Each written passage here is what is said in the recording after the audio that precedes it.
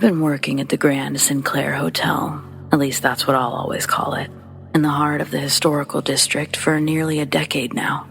I've been with them since the beginning, and it's fair to say that there's something that lingers within these grand walls. Plenty of guests have reported as much. Though many guests have checked in and checked out without ever noticing it, as an employee, I've had my fair share of experiences, and I'm convinced that this place is haunted. The first sign for me came early, unexplained sounds echoing through the hallways. This was during the dead of night. Clearly, no guests roaming the halls or even awake at that hour. These types of auditory experiences aren't only experienced by me. Others hear them too, mainly staff. One of our maids, probably my 3rd year at the hotel, told me that she heard sounds outside of the rooms when she was cleaning, often. She described hearing the very specific sound of someone running their fingers across the wall. She would then expect to see someone pass by the open doorway, only no one ever showed. The hallways were always empty. Eventually, she stopped checking. This was the same woman who told me that sometimes things would get moved on her cleaning cart when she'd be cleaning rooms, specifically the top floors, 16 and 17. She absolutely believed in ghosts and used to say that the building was very alive. Then you have those who have stayed at the hotel for extended periods of time. Some of these guests would report the very same sound, the sound of someone running their fingers across the walls. Hearing the reports, it's almost like the guests aren't really sure what to report, just a noise they can't explain, but they always try to explain it, and it's always the same description. I've only ever taken a few of those reports, but I'm one in a staff of over 30, and I often wonder how many people don't report this sound. To this day, I still have no real explanation for this one. The next thing I want to talk about is what I consider my first real experience. The first one that I couldn't just explain away as a guest who was just a night owl, or really any guest at all. I heard the very distinct sound of horses trotting. The trotting started from what sounded like far away, but then started to speed up, getting louder for just a moment before ceasing altogether. I swear on all that is holy, I know the sound of trotting horses quite well. I just have no idea where it came from in this instance. It sounded like they were quite literally trotting through the hallways and into the lobby, which, of course, cannot be the case since, I didn't see any horses. Very strange, yet very real. I only heard that sound the one time in the lobby, but I haven't stopped thinking about it since, and I'm always waiting to hear it again. Something I do experience quite frequently are the inexplicable cold spots. Walking down certain hallways, the temperature abruptly drops, and you feel as if an invisible presence suddenly brushes past you. Hair raises on the back of your neck, the feeling of unease washing over you, the whole thing. I have personally experienced this more than once, and not always the same spot. These places, these areas, it's not where ventilation is heavy or even present. No real or functional reason to experience these things, they just happen. The thing about them, too, is you just can't really ignore it. Whatever it is, it wants you to know it's there, where others don't seem to notice you at all. Possibly the most chilling encounters happen in the old ordnance elevator. There were times when I was operating the lift and the doors would simply open on a floor that nobody called for. I really didn't appreciate that happening. I don't run the lift anymore, but when I did and this would happen, I would imagine a woman standing there in front of me, a figure draped in a sort of tattered something or rather, hollow eyes. Then I'd suddenly snap out of it when the doors would slam shut, leaving me with a sense of inexplicable terror. Each time this happened, I knew the woman wasn't real, but as the doors were slamming, I also knew that I was seeing something else. It was the backs of several people, 4, maybe 5 men in suits. I'd watch as this group of feet rounded the corner and disappeared. I would hear something that I couldn't understand being called amongst the men. It was always the same split-second visual, and it happened more than a couple of times. They weren't doing anything wrong, but I knew they weren't real. Not anymore, anyway. In the past, they must have walked that route 1,000 times. I wonder often if that's what I'm seeing and hearing. Moments frozen in time, destined to be repeated or possibly experienced by someone else. One of my favorites are the stories of the shadows dancing in the ballroom. They've always fascinated me. I experience the sensation of being watched in there, usually when I'm alone in the ballroom. Strangely, though, I've also felt like I was watching others. Shadows really do dance along the perimeter of the room. I can't explain it, and it's not all the time, but it happens. Enough times to where the ballroom had to start being locked, figuring that would resolve the reports of people dancing or utilizing the ballroom after hours. But even still, janitorial staff frequently reports the sound of hushed voices filling the circumference of the room. I've never heard it, but at this point, I absolutely believe it. There's just too many strange things that have happened for me to assume that something else is impossible.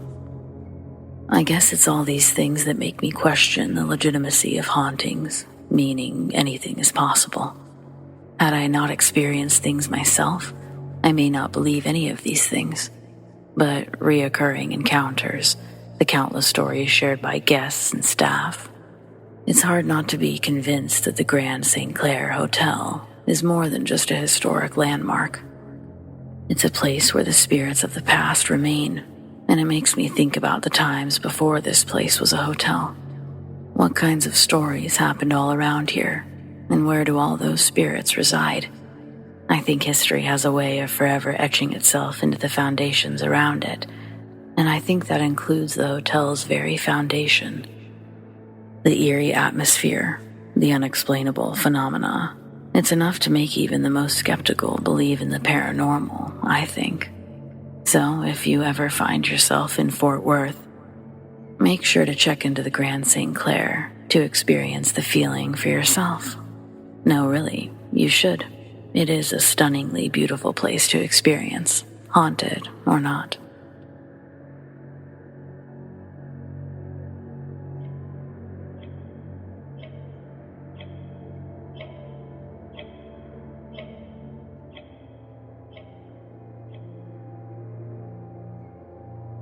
My second year of college, I started dating a guy that owned a dive bar near the university. His name was Jake. On a Sunday morning, my phone would ring with a number I didn't recognize. I let it go to voicemail, but it almost instantly started ringing again, with the same number. When this happened a third time, I answered it. On the other line is a woman named Gretchen. Calm and steady was the tone that she used when she advised me Jake was her husband.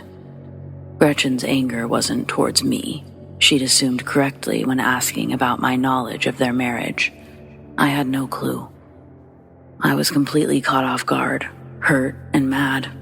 Gretchen held the same feelings, but tenfold, and rightfully so. She asked if I could meet up with her. I asked when, and she said now. Then the door intercom on my apartment beeped with a static hiss. The voice I heard through my phone was now again speaking to me, but from the intercom. It was Gretchen. She said, "May I come up? I promise not to be long." My insides were tied in knots. Instead of pressing the speaker button, I just buzzed her in. Less than 2 minutes later, Gretchen was at my door. She was short, older, I'd believe closer to Jake's age than mine. Her style was nothing close to what I thought Jake would be into. She dressed in the fashion of a librarian or a schoolteacher. Thick glasses, her thin face only helped to accentuate the large circular frames around her mousy features. She had long auburn hair, a green long-sleeve shirt, and a floral skirt when she walked into my home. We shook hands. My first words were for confirmation. I'd already known, but... Gretchen, right?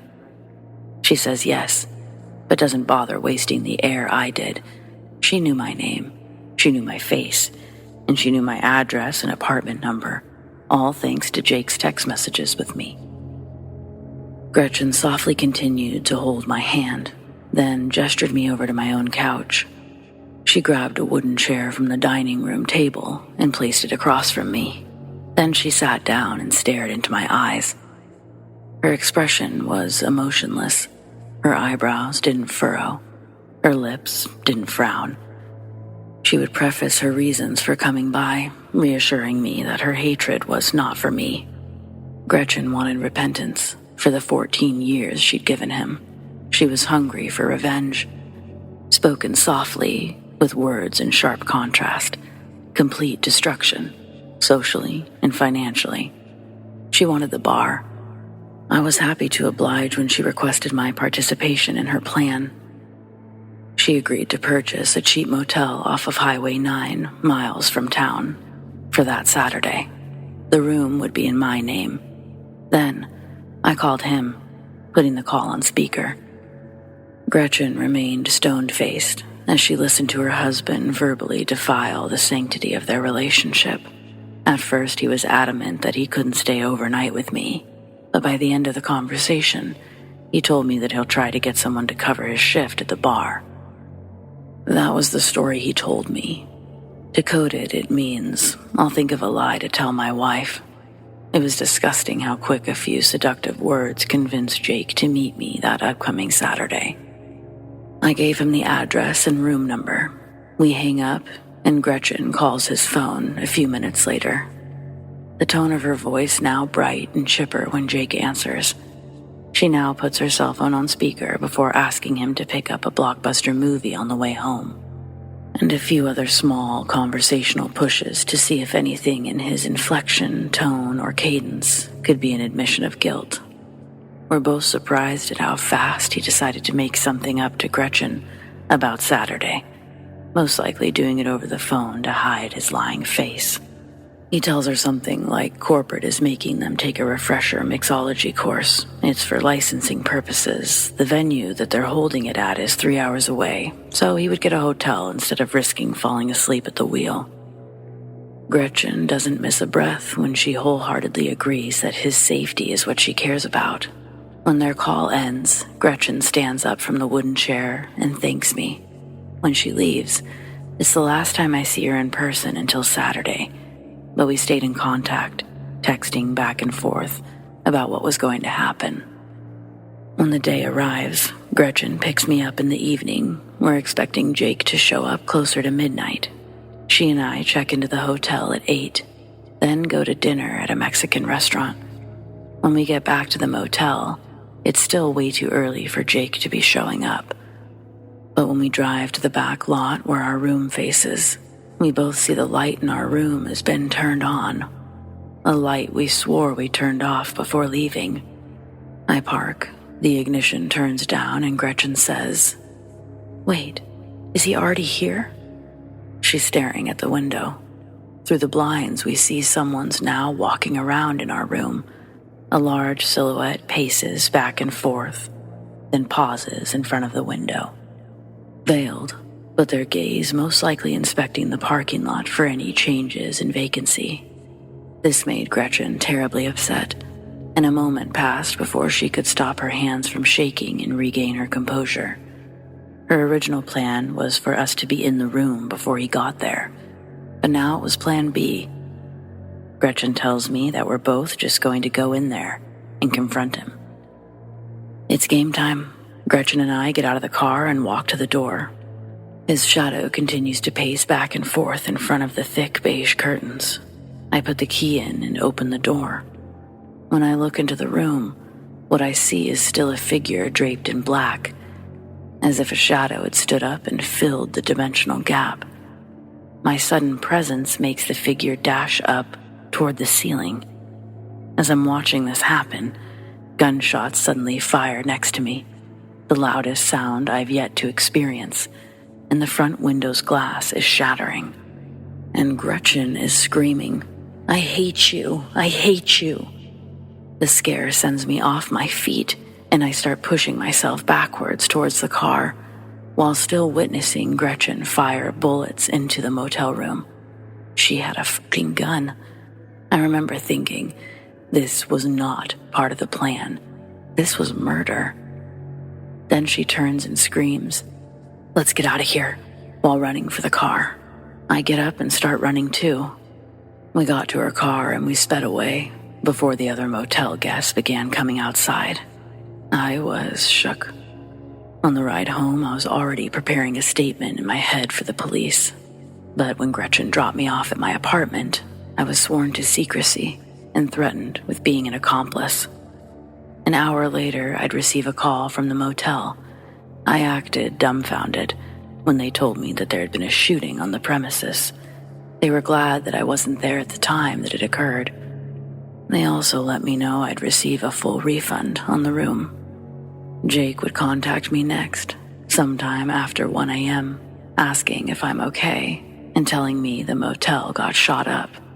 It would be documented and communicated that nobody was in the room at the time of the shooting. I told Jake, I know about Gretchen, and she knows about me, and I strongly recommend that he get himself somewhere far away from her and to never call me again. Neither myself or Gretchen have any idea what we saw that night. The motel was dingy and old. It definitely looked like a place that kept more than our secret hidden within its walls. I rarely tell this story because the subject matter, well, it puts everyone in such a poor light. Obviously, I had no idea that she had a gun. I'd never have agreed to it. I don't like Jake, but I didn't want him dead either. But seriously, who or what did we see in that room?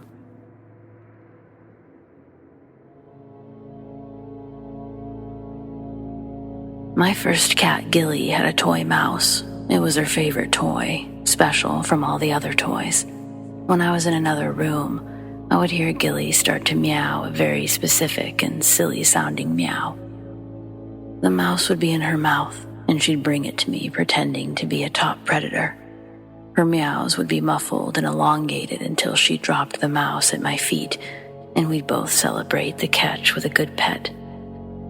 When I was about 12, my mom started letting me be at home without the supervision of a babysitter.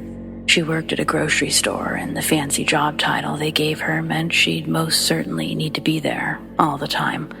During the holiday season, I would see her the least. She would be there with the midnight crew, unloading boxes, making sure each shipment was right. Usually, my only company at the end of the night was Gilly.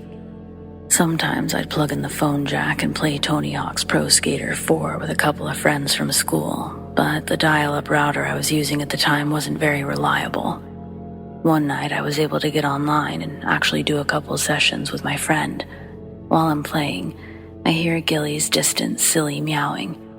My bedroom door was shut, and when she gets to my room, she starts scratching from the other side. I'm sitting at the end of my bed. My back is facing the door. I'm in the middle of a game, so I ignore her meows and scratches until it was done. Then, I took off my headphones and set down the controller beside me, untangling myself from the PlayStation cords before getting off the bed to let her in. But when I turned around, Gilly was lying on the bed behind where I was sitting.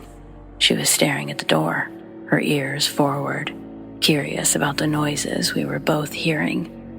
Seeing Gilly on the bed made me freeze and listen with her. The scratching and meowing persisted.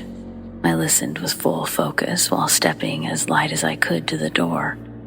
As I got closer, the scratching paused for a moment. Then it hit the door again, scratching harder and more aggressive. The meowing got more frantic. No sound I'd ever heard Gilly produce, and I knew she was sitting right next to me. I was starting to think I wasn't even dealing with a cat on the other side of the door. Originally, I tried to rationalize with myself, thinking somehow another cat had gotten into the house. But I couldn't trick my brain into believing the noises were coming from a cat. It sounded like an air raid siren mixed with a scream. It crescendos to silence. Suddenly, I felt an urgency to know what this thing was before it was too late. I quickly opened my bedroom door, but I don't see anything on the other side. Looking out the door, I'm only able to see the hallway wall with a few pictures hanging on it. I had to stick my head out into the dark hallway if I wanted to fully see into the hallway and living room. There's no doubt in my mind that something was just outside my door, so I forced myself to pop my head out and look. Down the narrow hallway, there's a woman standing in the dark with her forehead against the wall. Her hair is long and covers most of her face. She's wearing an oversized white t-shirt that hangs down to her knees. Other than that, it doesn't even look like she's wearing shoes.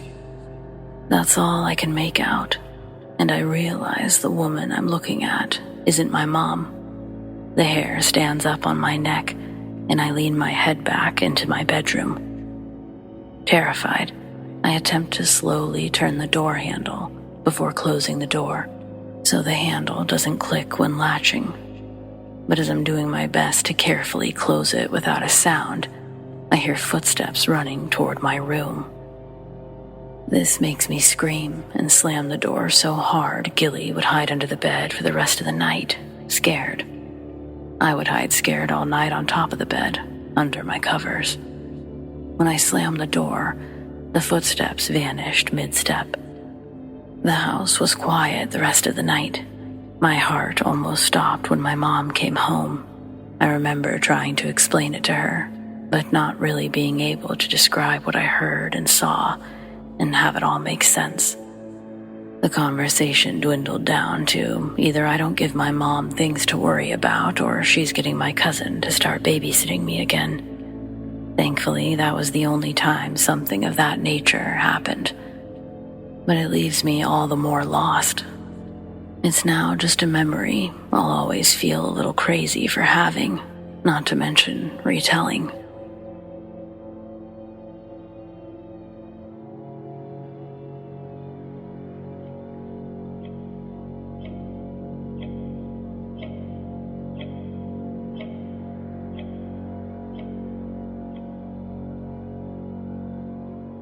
I had a babysitter in elementary school whose house I really loved.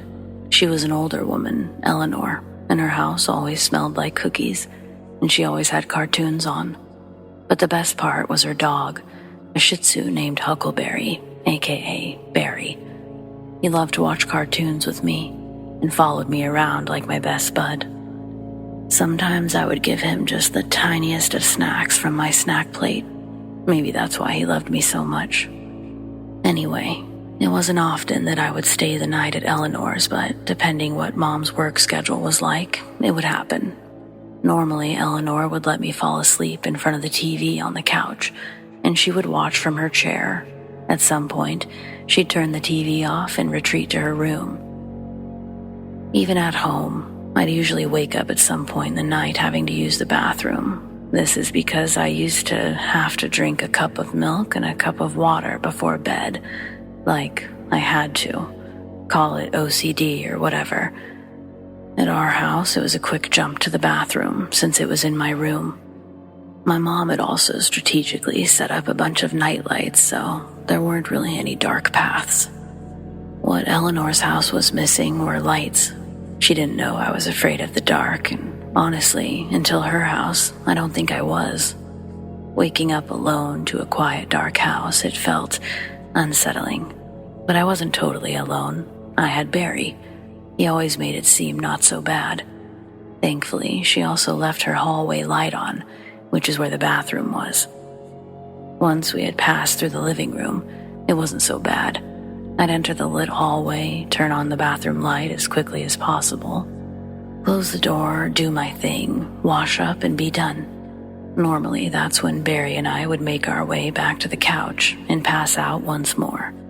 My next memory would be my mom waking me up, telling me it's time to go. Pretty basic stuff. Only there was one time where things were less than basic. It did only happen once, though. I don't think that makes what happened less real. I woke up as I normally do, only this time I didn't have to pee. So why was I awake? I looked around and everything seemed normal. TV was off. Eleanor had gone off to bed, but I couldn't see Barry. He wasn't right next to me, like always. I remember being hesitant to leave the safety of the couch, and likely would have just fallen back asleep if I didn't hear it. The ever so faint sound of Barry's whining or crying. It's cute and soft, even when you're directly in his presence. So I almost didn't hear it, but through the quiet of the house, I heard him, far away. I remember thinking that he must be in Eleanor's room and the door shut. I didn't like the idea of him being sad or needing out, but I knew that I shouldn't go opening her door. She could have him in there for a reason. Still, it was hard to fall asleep, so I decided I'd go to the bathroom after all. I got up and made my way quickly through the living room, into the bathroom, turning the light on immediately. This time, I was tempted to close the door, but I left it open. Before I could even start doing my thing, I realized Barry sounded a lot closer now. But how was that possible? Eleanor's room was on the other side of the house. Over on the side that I was, it was just the bathroom and the laundry room. The laundry room door was usually propped open with this brick thing that Eleanor had painted. But I stepped outside the bathroom, and sure enough, I was hearing Barry inside the laundry room, and the door was shut. The brick, I noticed it was sitting against the wall, almost as though it had been tossed down the hallway. Barry ran out as soon as I opened the door, but he didn't leave. He just stood right next to me and continued sort of whining. I put the brick back in its place, and stepping back, I noticed it held the door open just fine, per usual. I picked Barry up, and instead of going to the bathroom at that moment, I just decided to run back to the couch, not even turning off the bathroom light. I remember jumping onto that couch so quickly that alone gave me an adrenaline rush. Something about Barry being locked in there, it didn't feel good. He didn't seem eager to leave the sanctuary of the couch either, until he did. Suddenly, all the way to the other side of the couch. Only he wasn't whining anymore. He was growling. A pitiful, small growl, but a growl nonetheless. I didn't move. I just let myself believe that Barry was hearing things outside like dogs do.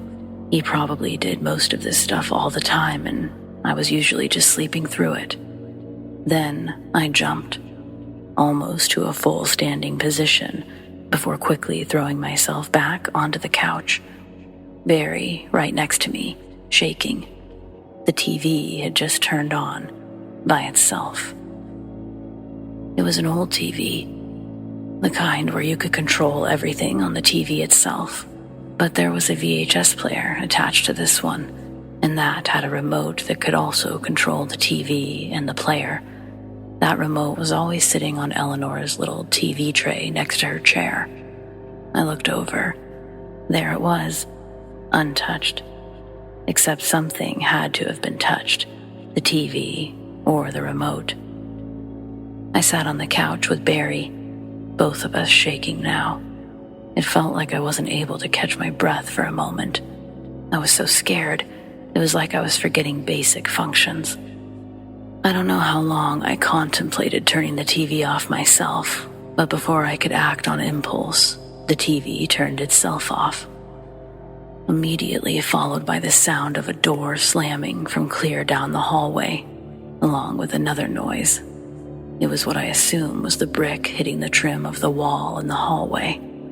At this time, I didn't even jump, only froze. But Barry, he hopped off the couch and ran straight toward the sound. He didn't leave the living room, but I turned to see that he was facing the hallway, just barking. I thought for sure Eleanor was going to wake up and even considered waking her up, only everything stopped just moments after it had started. Barry did his growling and his barking for a few more moments, but eventually seemed satisfied. He came back to the couch, hopping up, looking at me, curious maybe as to why I was still up. I had to use the bathroom, of course. The house was seemingly back to normal, but there was no way I was going to make that trip again. Not with whatever was going on down there. I took one more look down toward the hallway, sure that I was going to see some horrific creature or human intruder. I didn't see that, but I could tell from where I was that something had turned off the bathroom light. And that's when I knew for sure I wasn't going back there. I laid down with my protector and toughed it out until eventually I fell asleep. I'd be woken up in a much more normal way this time, my mom telling me it was time to go. I still really had to use the bathroom, but I remember holding it all the way until I got home, which luckily was less than 5 minutes away. I'd never been so happy to see my own bathroom, my own room. After that, I expected things to happen every time I went to Eleanor's house overnight. But like I said, that was the only experience I ever had. I will say, I didn't particularly like that laundry room. It didn't have any windows in it. It always felt dim and stuffy, like it was meant to be a closet more than a laundry room. Everywhere else was bright and felt inviting, but not there. And I didn't like the door being open either, so maybe whatever was doing all of that, if it was a spirit, maybe they just agreed with me.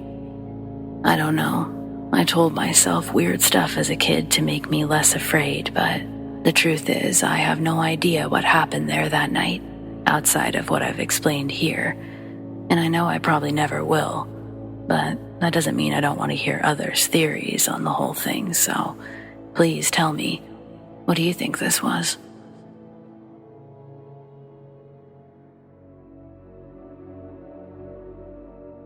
I'm 25 and doing okay now, but I grew up in a poor family. The kind of poor where my older brother had to drop out of school to help work. I was ashamed of where I lived, and I would do anything to hide it from my friends.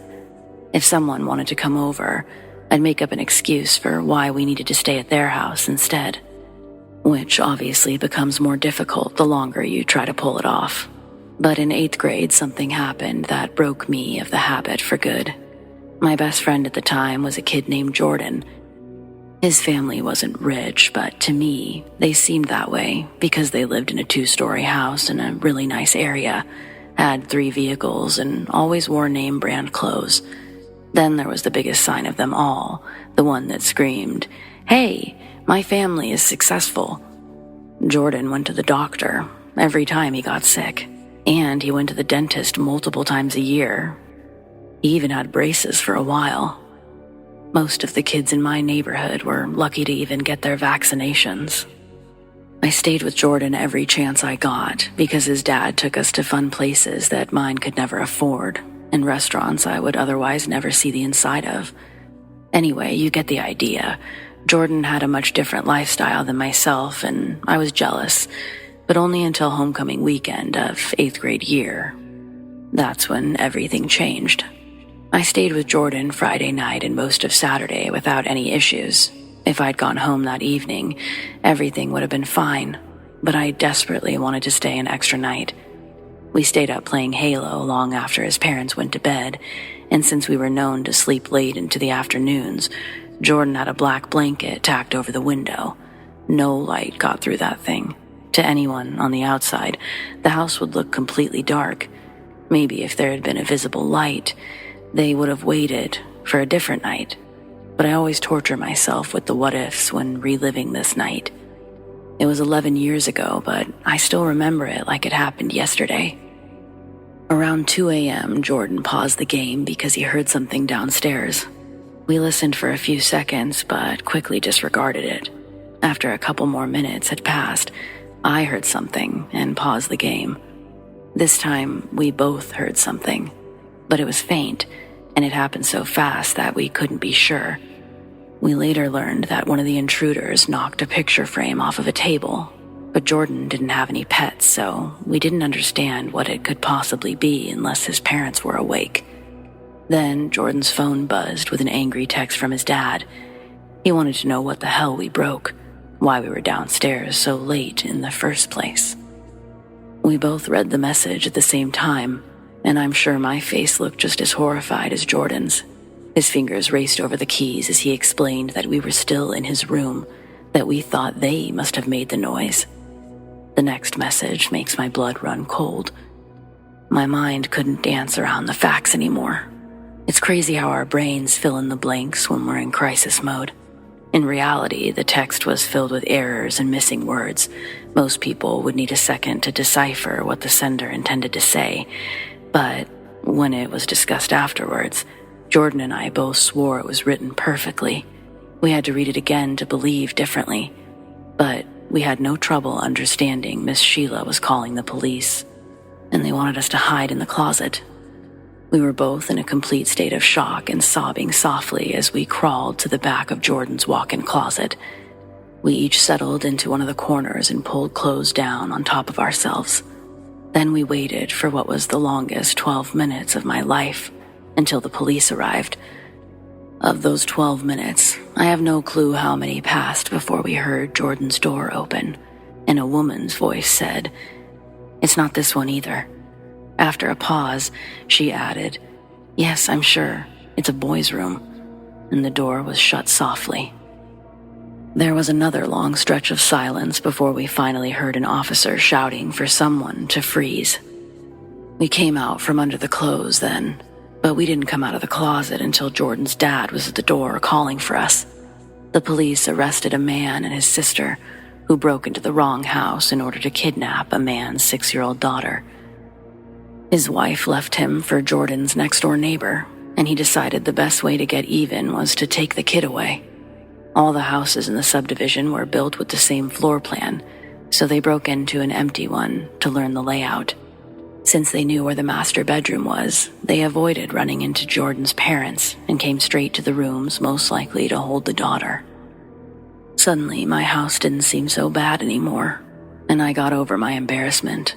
I still wasn't a fan of being there. I just wasn't filled with shame by the prospect of someone knowing where I lived.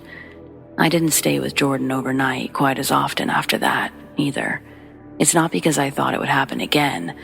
I just couldn't feel safe sleeping there. As an adult, I can look back and say that it was probably PTSD, but I wouldn't have thought to put that label on it as a kid. Jordan and I still see each other occasionally. We just don't talk about that night very often.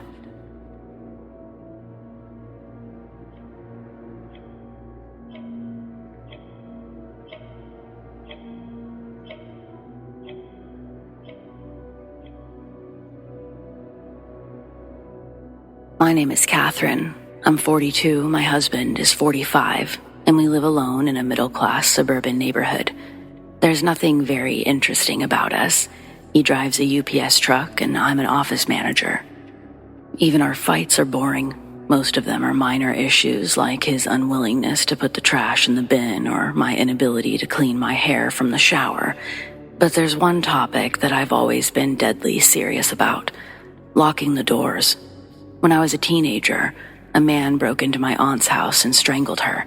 That's always really stuck with me. We never even open our windows, but I constantly recheck them, and I check the doors several times each night. I know I'm making myself sound neurotic, but I swear I'm only like this when it comes to home security. I've never suffered from anxiety or depression. I've always been painstakingly, mind-numbingly normal. I just like to feel safe in my own house. That's it.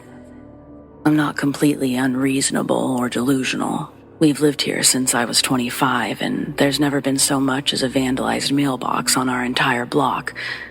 I fully understand I can overreact when it comes to this topic, and I'll be the first to apologize when I do. But I also don't think I'm asking for the moon, you know? I just wanted him to lock the damn doors. The problem is I usually go to bed earlier than my husband, and he'll sometimes go outside after I've gone to sleep. When he comes back in, he doesn't think to lock the door. He never had to in his childhood home, and never saw a reason to bother with ours either. I can't tell you how many times screaming matches have happened after I've woken up to find the door unlocked. And this was before it almost cost us our lives. It happened on Labor Day weekend. We had a nice block party on Saturday, probably drank a little more than we should. Then we went home, had a boringly normal evening, and went to bed early. The following morning was much the same. Everything was absolutely fine until that afternoon, when we heard Cindy Lincoln screaming bloody murder. We instinctively ran towards the sound, which seemed to be originating from just outside our house. When we got to our front door, my eyes automatically noticed that it had been left unlocked again, but I pushed my anger aside. There was a more pressing matter at hand. Miss Lincoln was actually in the yard next door, but we didn't see anything that could be causing her distress. We went to her at the same time as the neighbors on the opposite side, and several other heads started to poke out of their doors as well. Then we saw the broken glass on the front stoop, and soon, the whole street was gathered and working themselves into a panic. They didn't calm down until the police arrived. No one was eager to see the scene firsthand, but Cindy's husband was able to get most of her story before she was interviewed. She had originally walked straight to the back door where she often let herself inside to borrow, or in this case return, various kitchen supplies to Mrs. Anderson. Both women were in their 50s and very close friends. Cindy knew something awful happened the moment she entered. The house was ransacked. She called for the Andersons even though she knew they wouldn't answer. She didn't want to go any further, but she couldn't leave without knowing for sure. It only took a glance into their bedroom to be certain. Mrs. Anderson was on the bed and barely recognizable. We would later learn that she'd been stabbed 26 times. Her husband was tied to a chair, beaten, and shot in the head. Cindy stumbled out of the house in a horrified daze, and that's when we heard her screaming in the yard. Speculations of a serial killer began to spread all over town, and I did my best to focus on the fact that the Andersons were probably targeted due to their age, that it wouldn't have mattered if the doors were locked or not. When someone like that wants to get in, a lock usually isn't enough to deter them. It wasn't easy, but by redoubling my effort to stay awake longer than my husband, I began to experience something that resembled healing. Then, last week, they caught the killer, and he gave a full confession. He was young. He'd always fantasized about killing somebody, finally worked himself up enough to go through with it. He let his computer pick a random neighborhood within a few chosen parameters and found himself on our street. When he turned off the connecting road, he immediately pulled alongside the curb and approached the house that he was parked in front of. Their door was locked, so he walked to the next house over. Their door was also locked. So were the next three, but the Anderson home was unlocked, so he went inside, and he did what he did. Had their doors been locked, our house would have been next, and he could have come inside to do what he did. My husband hasn't actually forgotten to lock the door again, but yet I still can't bring myself to trust him.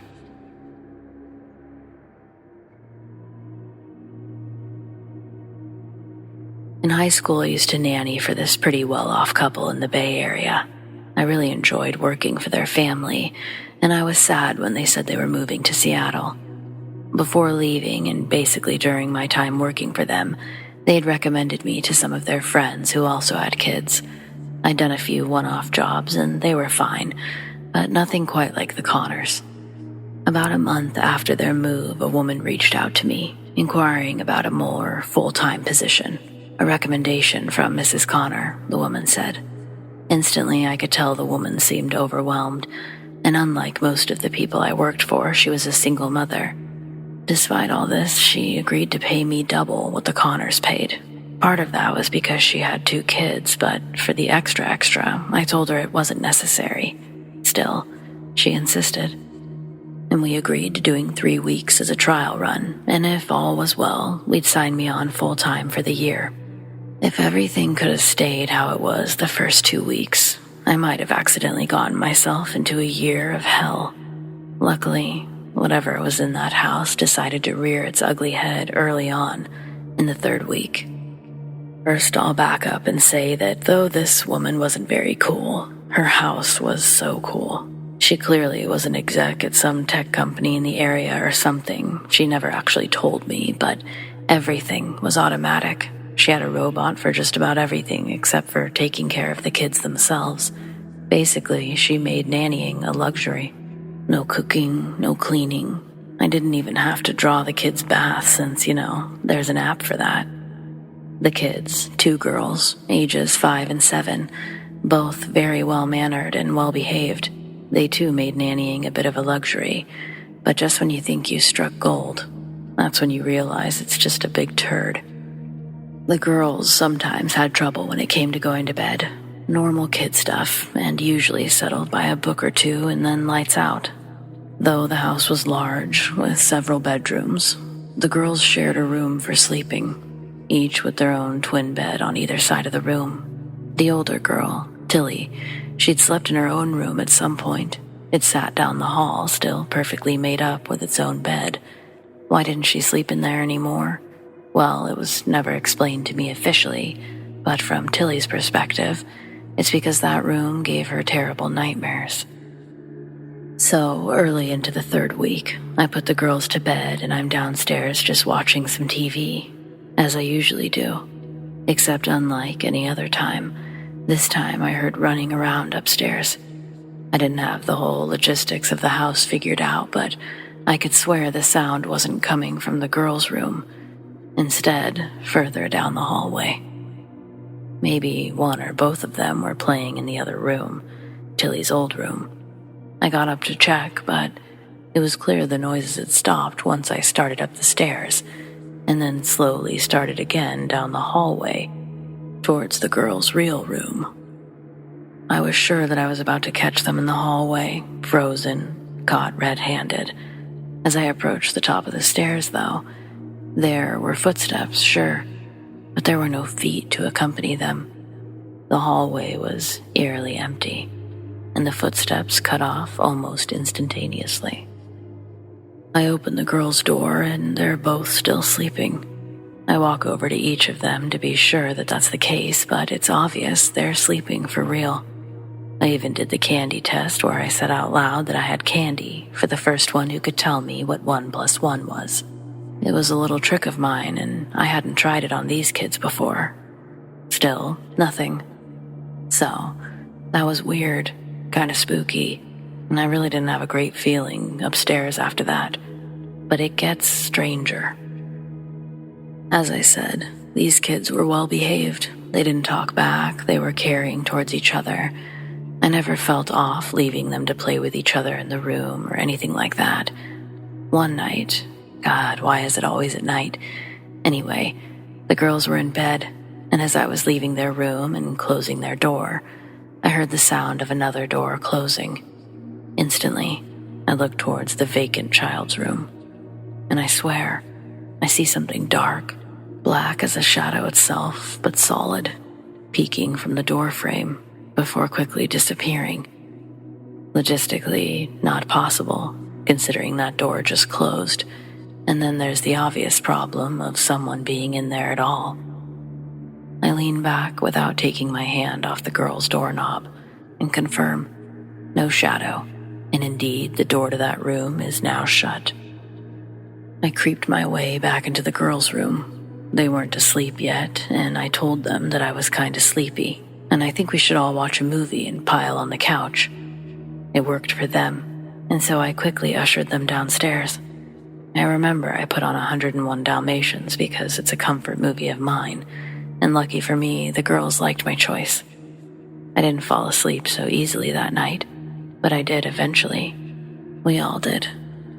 I wasn't sure how to explain why we were all sleeping on the couch, so I told their mom that we wanted to watch a movie and the upstairs was scary.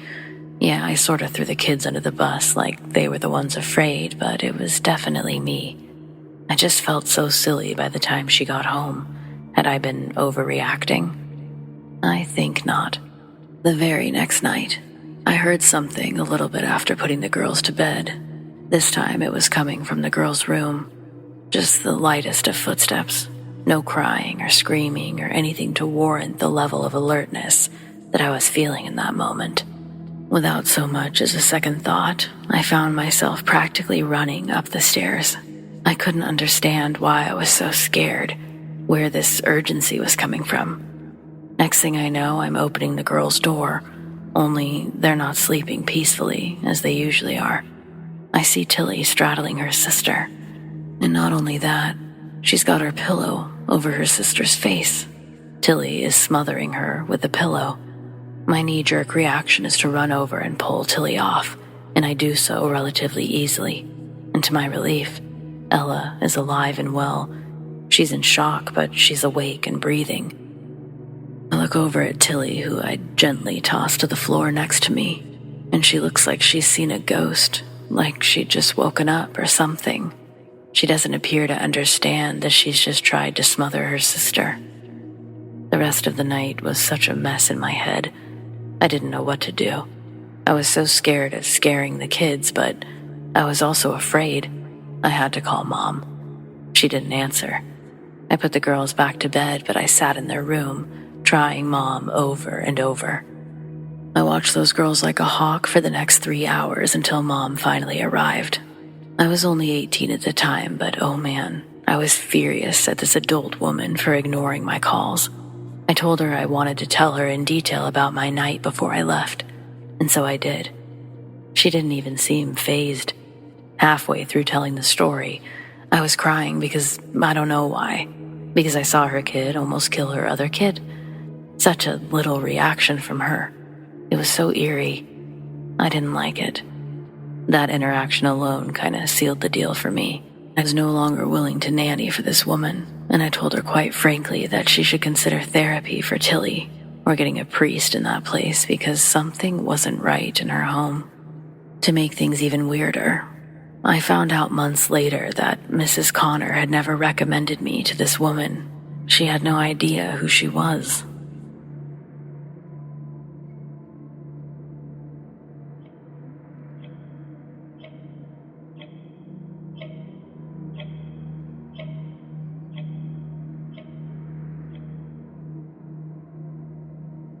In 8th grade, I used to babysit for my next-door neighbor sometimes after school. We lived in an apartment complex, and they were literally the door next to mine. We shared a wall and everything. The occupants were a single mother and her 6 or 7-year-old son, Adam, who only stayed with his mom every other week or weekend. Usually, I would pop over after school just as Mom was about to leave for work, and Adam would get dropped off by the bus. I'd spend about 4 hours watching him, or on Fridays I'd watch him for several hours, and sometimes fall asleep over there. As a 13-year-old, I wasn't incredibly observant of family dynamics, but I did notice that after doing this routine for most of my 8th grade year, I started seeing a man going in and out of the apartment. Originally, I thought maybe this was Adam's dad, but I was curious why I'd never seen him before. The next time I babysat, I learned that the man was Mom's boyfriend. I asked Adam if he liked the man, and he said, "Sure, he's nice." And he was right. The man was nice. And it was thanks to Mom's new boyfriend that my babysitting schedule dwindled a bit, and more mom time was made available. I thought that this was great for everyone. I would see them less and less, but every time I did, they looked really happy, especially Adam. Towards the end of the year, my schedule for babysitting became mainly Fridays. For a while, everything seemed really normal by the standards of a 13-year-old, until it wasn't. Remember how I said that we shared a wall? Well, this meant that we could hear everything above talking voices, and we could hear a lot of yelling. It was always during the times that Adam wasn't home, which I thought was a good thing and therefore didn't pay much attention to it. My parents are sort of mind-your-own-business sort of people, but on the same hand, my dad is very much someone who wouldn't tolerate hearing someone else in trouble. I'd often walk into the dining room or living room and see my dad sitting at the kitchen table, almost like he was trying to decipher what was going on, ready to act in an instant. Part of me didn't understand the big deal, but I didn't realize my parents were sort of shielding me from hearing most of it. Soon after all the fighting started, but before the end of the year, my parents told me they didn't want me babysitting for Allison anymore. I was pretty upset because, though I didn't see much of Allison herself, I really liked spending Friday nights with Adam. He was sort of like a little brother, and I always wanted a younger sibling. My parents offered minimal explanation, but I started to put together that it had to do with Adam's family, not Adam or me. Several weeks went by where I wasn't watching Adam. In fact, I hardly saw him, and I started to ask my parents why that was. However, they just told me that he must have been spending time with his dad. Then we stopped seeing the guy, the boyfriend, suddenly. No one asked what happened with the guy, but the apartment was quieter, and Adam was back to being there every other week. On a Friday, it was almost summer, Allison had asked my parents if I could watch Adam after school that day, just for a couple of hours. She was working her last shift, and her and Adam would be moving back to Spokane within the week. It was basically my last chance to see Adam, and with the dude out of the picture, my parents agreed. Why not one last hurrah? I was so excited I could hardly wait for school to get out that day, and I almost made it. It was the last 30 minutes of the last period of the day, and just as I was looking at the clock, a voice came over the intercom. The voice was naming a handful of students, requesting they report to the office immediately. There were strict instructions not to leave campus if our name had been called. I had no idea what was going on. Nothing like this had ever happened before, especially so close to the end of the day. I found myself walking towards the office with a group of people I soon recognized. They weren't all of my friends, but instead they were all my neighbors. Every kid whose name had been called was someone who lived in my apartment complex, and none of us had any idea what was going on. We all sat around a large table in the principal's office, a place I'd rarely seen the inside of. Even though I was sure I wasn't in trouble, I had a really bad feeling. I felt overly nervous, and I'd learned later I was experiencing anxiety, and what I'd have even later on, anxiety attacks. However, soon enough our vice principal was in the office with us and told us that there had been an incident at our apartment complex this afternoon.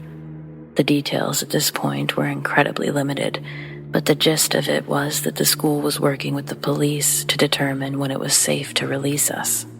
I should mention my school sat right next to my apartment complex, so we were a group of kids who usually walked to and from school.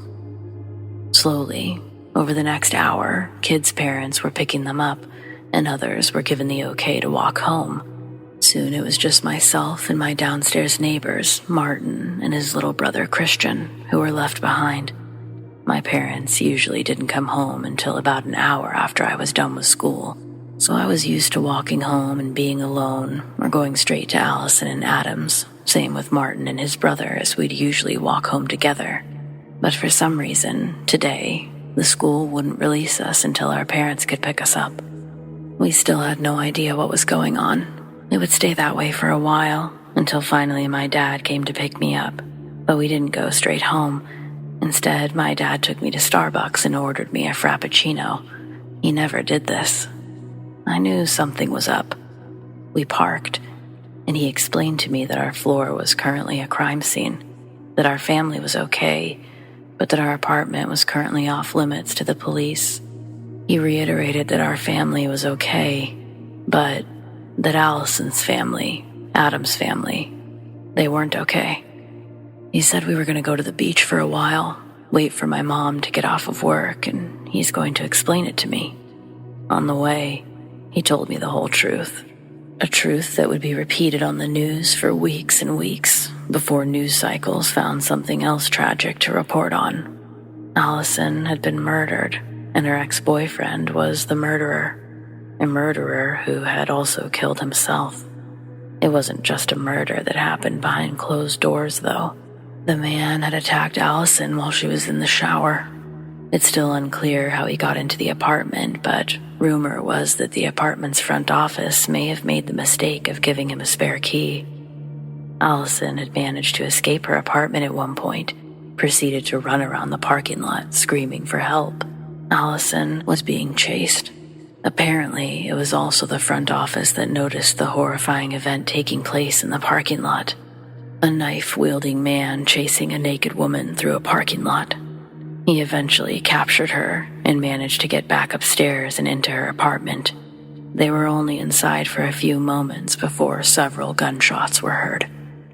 Thank God Adam wasn't home. His school bus hadn't dropped him off today, and I have to assume he was going through something similar at his school, or maybe his dad would have picked him up by now.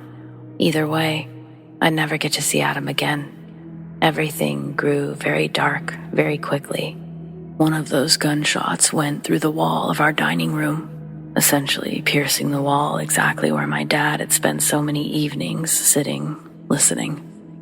The whole house had trouble sleeping, and sometimes I'd find my dad sitting at the table, staring off, or even one time I'd seen him crying out there. Within less than 2 weeks, we were packing up our belongings and moving on. We'd originally signed a lease for another year just a couple of months prior, but my dad made it clear that we couldn't stay there anymore. I always assumed it was because of the whole bullet hole murder situation, and I guess in some ways it was. But the real thing, the thing my dad wouldn't tell me at first but did tell my mom, was that we couldn't stay there any longer because he couldn't stop hearing their voices. He couldn't stop hearing them arguing, even though they were dead. Call it shock, call it grief, I don't know what you'd call it, but I know that my dad isn't one to make a fuss or make things up. Sometimes I really wonder if he could hear that stuff, and maybe that's why he was crying. All I know is life got a lot lighter once we moved out of that place, so my dad was on to something. I still live in that same town, and this is still one of the most visceral murders to ever take place in the area, even 20 plus years later.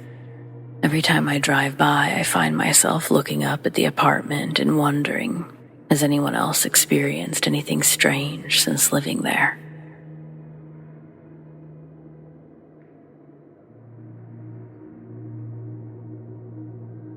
I used to be quite the kleptomaniac when I was in middle school, but one event made me rethink my life of petty crime. At the peak of my breaking and entering phase, I'd gotten my hands on a skeleton key lockpick set. A janitor had left it lying around, and I decided to help myself to the unattended shiny object.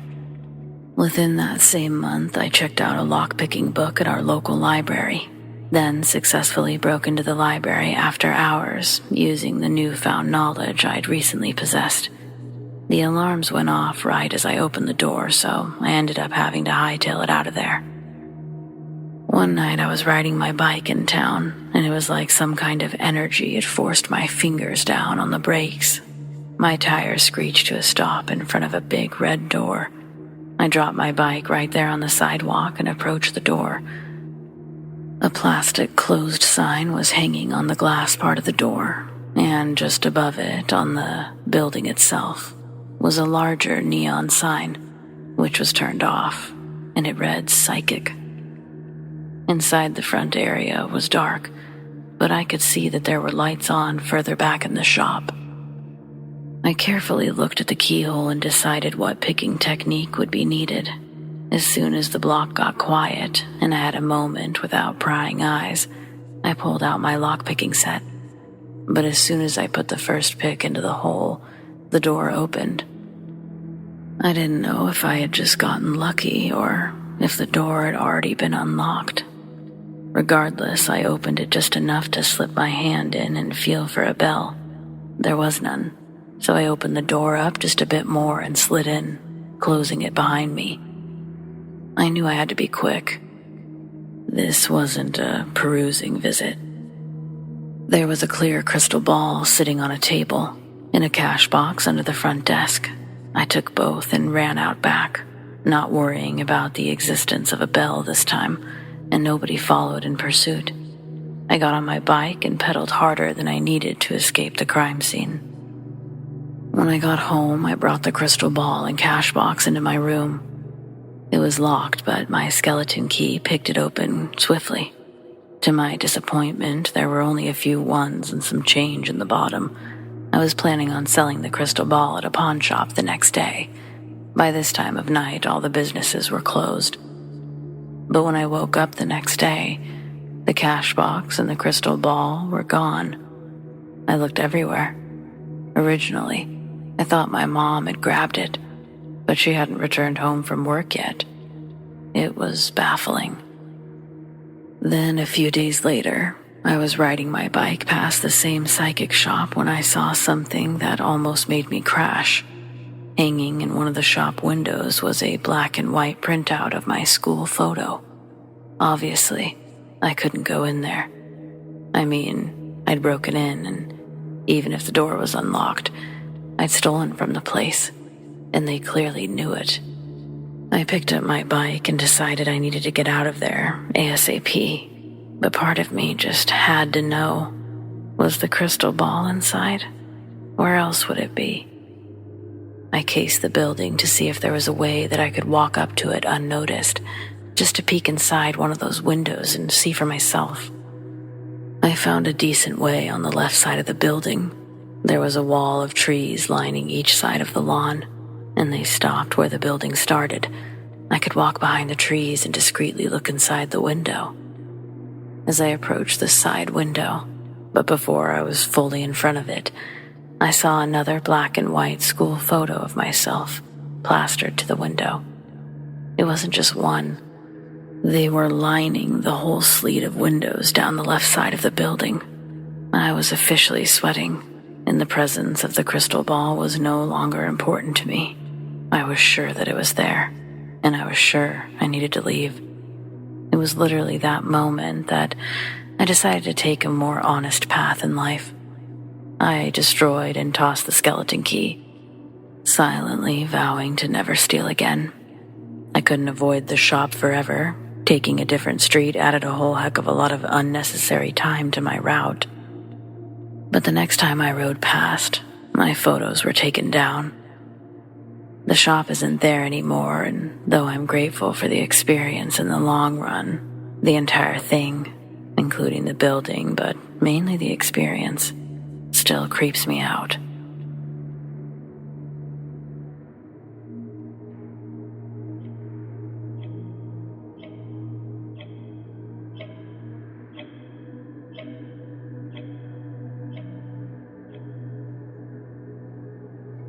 This story took place during the summer of 2008, when my best friend got her license and we got our first taste of freedom, but we were also major assholes. There's going to be times you think to yourself, wow, what sorry little shits. Just know that I agree, and that karma is going to slap us with spiked stupid sticks. So on our first day of riding around, Raina and I basically circled town for hours while listening to music. At one point, we got behind a truck with one of those pink cancer ribbon magnets on the tailgate. Raina's aunt had breast cancer, so she wanted one for her car too. We figured they would have some at the mall, but we lived in a smaller town, so our mall had maybe 10 stores and a handful of kiosks. As we walked back to the car, I saw a cancer ribbon on a van parked a few spots down. So I said, "Oh look, they have the magnets here after all." Then I took it and stuck it on the back of Raina's truck. We were both utterly delighted. See, I told you we were little shits, and it gets so much worse. We had this weird little rush over stealing what was probably a $2 magnet and decided that we should try to collect all the different colors. For the rest of the day, we drove through various parking lots in search of these things. We got a few colors, but not the impressive rainbow display that we had imagined. When it started getting late, we decided to swing through Walmart one more time, and we were excited to find a camouflage ribbon. Incredibly pleased that our last stop was a success, I grabbed the new magnet off the black Ford truck. We looked around as we drove away, and no one seemed to be aware of our existence. We had never seen a camouflage ribbon before, but we live in the South. These people put camouflage on everything. By that age, I had seen at least 3 camo-themed weddings and knew more than a dozen guys that would answer camo when asked their favorite color. Most of the older kids at school had camo wraps around their trucks, for Christ's sake. We never considered that they would be associated with the military. Anyway, with the new addition to our collection, we returned to Raina's house where we lined our trophies across her truck. Now, Raina lived pretty far outside of town. When you finally turned onto her long, winding road, the last 5 miles turned to a dirt one-lane. If more than a single car came through at a time, one of you was pulling over. It was also a dead end, so we never really saw anyone except for a few neighbors. When Raina's parents saw the magnets, we said we bought a bundle pack, and that was that. I spent the night and we woke up the next morning, ready for another round of magnet hunting. Oh, and in case you're wondering, no, we didn't have anything better to do. We didn't have a movie theater in my town. Kids generally hung out in big empty fields gathered around a bonfire because there was literally nothing else. After breakfast, we got ready to leave, but when we got to her car, all the magnets were gone, stolen. Instead, an envelope was taped to the trunk in their place. Obviously, this was a depressing number of years ago, so I don't remember everything the letter contained word for word, but I promise this is pretty damn close. Yesterday, I exited Walmart to witness your vehicle stopped behind my truck. I was then shocked and frankly disgusted to witness the theft of the camouflage ribbon. You drove right past me, laughing, without realizing you'd been caught. You also failed to realize I followed you home. I saw your father in the front yard and almost stopped to retrieve my magnet right there. But then I saw the neat little row of ribbons across your truck, and I became even more enraged. I could not trust that your father would instill upon you the respect you so clearly lack. You see, those ribbons hold a very important significance to those who display them. Most signify cancer awareness, but mine, for example, was given to me when my wife was killed by an IED. The ribbons are a symbol, a sign of respect, a simple way to know we are not alone, and to show others they are not alone. But you tried to take that away from me. Why? I've taken not only my ribbon, but also those from your other victims. I originally intended to press charges since I have your license plate number and address, but then I realized such an act would make me a suspect should any harm befall you. Since I'm not finished teaching you a lesson, I felt this could become detrimental to my cause. See you soon. We were beyond terrified. We hadn't told anyone else about what we did, so we knew it wasn't a joke. We'd been so immersed in our little world, we hadn't even noticed the truck following us home. We also felt like absolute garbage for thinking the camo ribbons were just for rednecks. Obviously, we didn't go magnet hunting, but we didn't want to stay at Raina's house either, so we decided to go to mine, only we never made it. When heading to town, Raina's small dirt road didn't go straight to the highway. It came to a stop sign. And directly across from you was nothing but forest and a huge dead-end sign with a double arrow pointing left and right. Left took us to the highway, and right took us into an extremely dangerous neighborhood where the meth heads were known to do their cooking. We turned left, and a black truck suddenly pulled out from one of the meth head driveways and zoomed up behind us, riding our ass. It was the black truck. We immediately started crying. To this day, it's still the most terrifying moment of my life. He would get within inches of our bumper, and then back off and do it again. He did it all the way to the stop sign, which led to a 65-mile-per-hour highway. Raina was so frightened that she didn't stop. She blew straight across the road to the other side without so much as looking. The other car that was barreling towards us laid on its horn and swerved to miss us. It couldn't have been by more than an inch. I looked back to see the truck sitting at the stop sign, safe and sound. The car that had narrowly avoided us was now stopped on the shoulder, but we were too afraid to turn around. I wouldn't let Raina drive to my house after that. I couldn't handle the thought of this guy finding out where I lived. I made her drive to the police station instead, and we spilled our sorry little guts, all while crying hysterically. Obviously, our parents were called and they were furious, but we didn't even care at that point. We just wanted to go home. The police seemed unsure how much of our story was accurate. and how much of it was exaggerated, but we showed them the note, and that was real enough that each of us were followed home by a squad car, just to be safe. For the longest time, nothing else happened, but a few months later, we were in Raina's living room with the curtains open, and the truck drove to the end of the road and left again. It was the last time we ever saw it, but it made us wonder for the longest time, just how often did it drive by, and exactly when did it finally stop?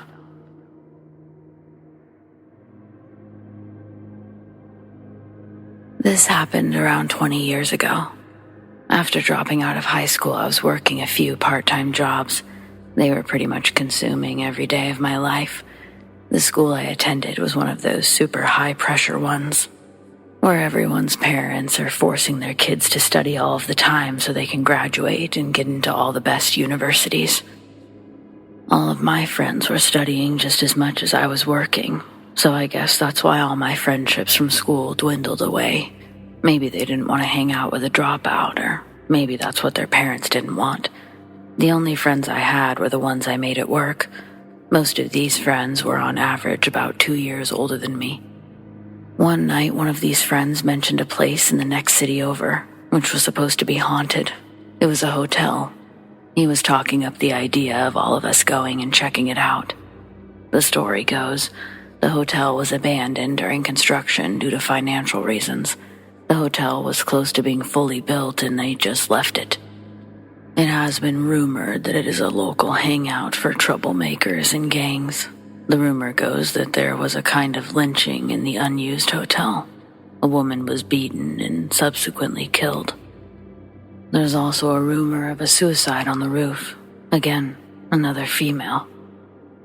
We all planned to go and see if we could see anything creepy there that night, so I had dinner and waited for my older friends to come and pick me up. We decided to go in the dead of night because 1, it would be a bit spookier, and 2, hopefully we would be harder to spot by the police or curtain-twitching neighbors in the dark. The hotel was located just off a national highway, and thanks to the street lights and the lights off the passing cars, we could see pretty well. It seemed like a completely normal hotel, and I was a little disappointed, yet somewhat relieved. We snuck in through a broken window and headed to the rooftop. It was then that we learned, even though the hotel looked fully constructed from the outside, there wasn't very much of anything on the inside. It was just bare concrete in there. There was no sense of life. It didn't look like it was part of reality, almost. Like the back rooms, I guess. I still wasn't the least bit scared at this point. None of us 4 claimed to have the second sight either. We couldn't sense the presence of the paranormal at all, and we didn't have any idea what we were supposed to be looking for either. I mean, should we have tried to do a seance, or a kokori-san, or something? We didn't know. So we looked around on the roof for a while and found a few things. Clearly, someone had had a little picnic party up there. And there were signs of something else they might have been up to up there, if you know what I mean. Finding this stuff caused us to kind of forget where we were and relax a little. We began to get a bit louder and a bit more comfortable. We brought alcohol, so we had a drink on the roof, looking out at the lake behind the hotel. It was pretty sweet. We messed around drinking for about 2 hours or so, and then we got bored and decided to go check out the hotel. I guess the booze had given us a little more confidence.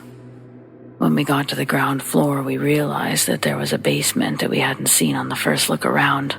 I was quite surprised that we missed it. It was almost as if it had suddenly appeared. There was now a bit of an atmosphere in the empty building. We all agreed that something felt different, something we couldn't put our finger on. One of my friends then decided that he would be the first to say, "Let's go down there." So we began our descent into the basement. We went pretty slowly. It was incredibly dark down there. It was narrow and there were puddles of water down there. Even though it was summer, it felt downright freezing in the basement. It wasn't like any of the other rooms in the hotel. We were solely reliant on the light from the flashlights we had. We approached a door at the end of the passageway. And then I felt a chill, the likes of which I haven't felt before or since, on my back. It was as if this icy chill went straight through me.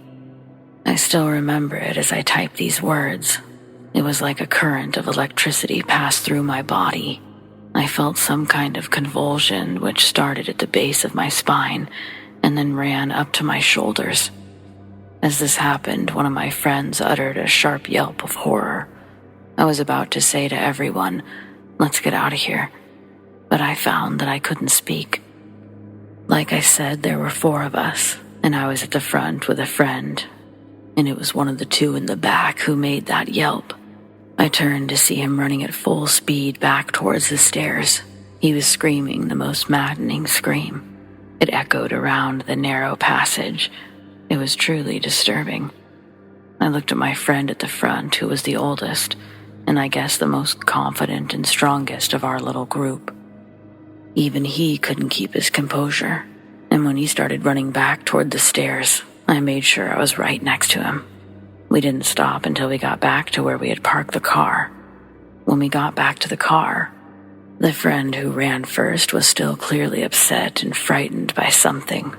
It was really weird to see someone older than you at that age literally shake with fear. When he calmed down a little, we asked him about what had happened, and he said that he saw something. He said that he saw the face of a woman right at the back of the hallway when he turned around. She was on the right side of the stairs that we had climbed down in the place where we didn't shine our flashlights the first time we came down. He said that her face was expressionless and blank, but he saw others, a man and another woman. He said that there could have been 5 or 6 faces. It was like they came right out of the shadows. He said his fight or flight instinct kicked in and he just bolted. Something deep down told him to get out as soon as possible. They quickly left the place because even though we didn't see what he did, I'm certain that we all experienced that same chill. I am convinced that we weren't alone down there. We went to an all-night restaurant and stayed up until the sun came up, and then we all went home. Nothing really changed for me after I went to that hotel. People kept on saying it was haunted, and some say there's a basement, while others vehemently claim there is no basement. I never went back to find out, so I can't tell you. All I know is I was in that basement. I moved to a bigger city after a few years and lost touch with the friends I made at work. I did bump into the sister of a friend who saw the faces in the basement, and I asked about him. Sadly, he took his own life in the lake by the hotel. He left no note. I often think about that guy and that hotel, sometimes by choice and other times not.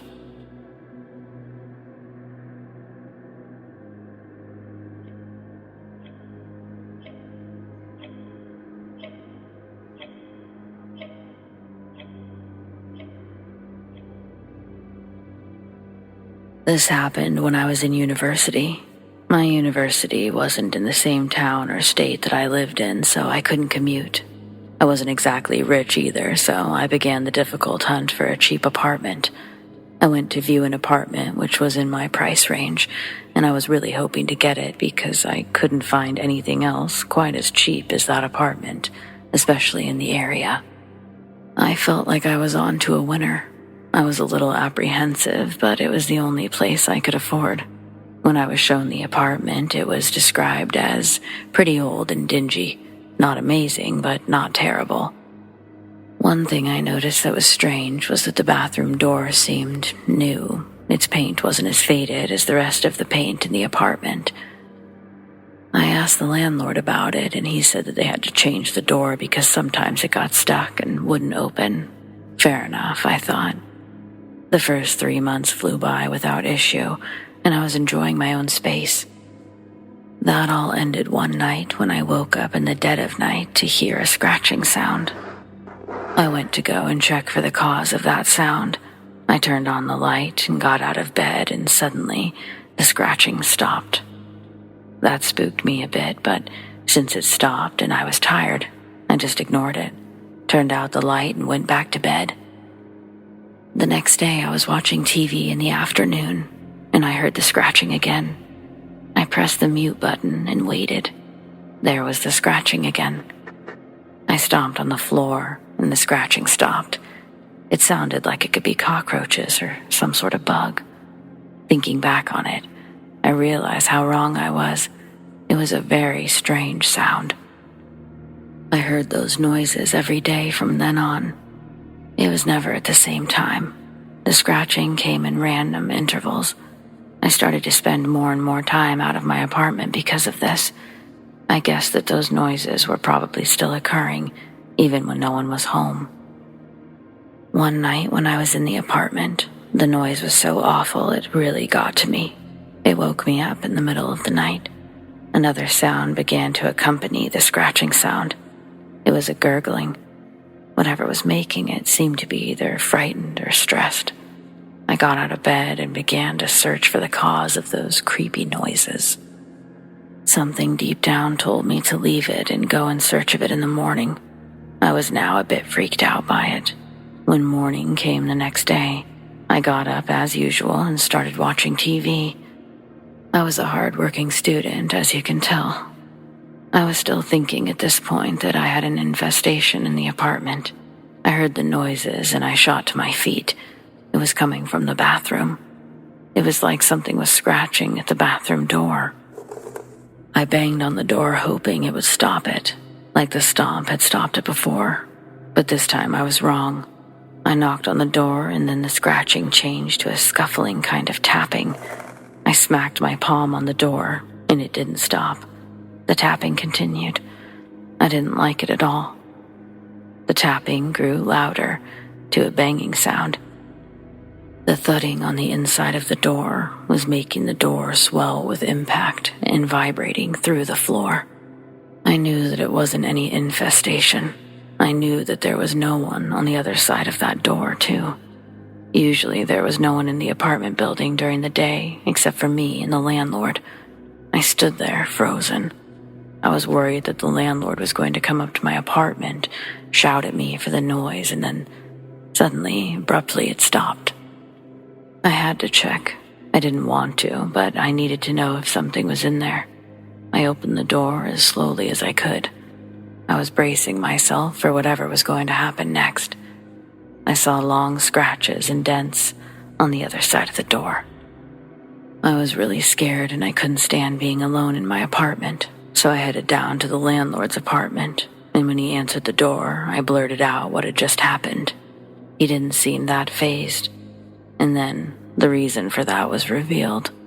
It was as if he had heard my story time and time again. He followed me upstairs so I could show him the scratches. He sighed and then told me about a former resident. According to the landlord, there was a woman who tried to take her own life by using a poisonous gas in the bathroom. Apparently, during her attempt, she changed her mind and tried to get out of the bathroom. Like the landlord explained at the start of this story, the old bathroom door sometimes didn't open and it got stuck. She couldn't get out. The police's suspicion is that the young woman began to kick and bang with her fists against the door to try to get the attention of anyone nearby. Sadly, she was unable to escape, and even if someone happened by, they wouldn't have been able to get inside because her front door was locked. In her final moments, however long or short they were, she must have dropped to her knees and fell forward onto her stomach. She scratched at the door, leaving marks like the ones I saw that day. The sound that I had been hearing was maybe the sound of her scratching. The landlord then said, "Look, I have a lot of tenants in here, and I tell them the same thing when they realize that an accident happened in here. I probably should have told you, hey, sorry. Look, the thing is, if you hear the scratching, and you show her that you noticed it and that you're aware of it, she always stops. Same with the banging. I can paint over the scratch marks if you want. No charge. How about that?" I was so angry. He should have told me before I moved in. This wasn't a joke to me. I told him that I was out of there. I went upstairs to get my things. I threw as much as I could into a suitcase and I burst into the streets. I'm now completely free from all mysterious phenomenon, but I often think about the poor woman and the noises I heard in that apartment.